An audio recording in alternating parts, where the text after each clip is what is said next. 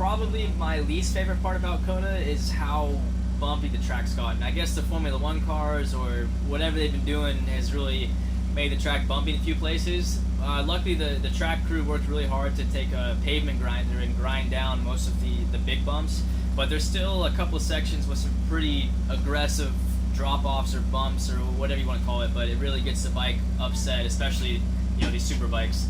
That's probably my least favorite part about it. Second least favorite part is about how there's like 10 corners that are this tight, just crazy slow. Those are not my favorite kind of corners, but anyway, favorite part, I really like the first section. After you come down the hill in turn 2, and then you have 3, 4, 5, 6, like 7, it's just all back and forth, and it's really fun to just hit your marks 100% perfect and just feel like Valentino Rossi going through there. And it's also cool being here with Valentino Rossi in the pits, but yeah, so those are 2 favorites, not favorites.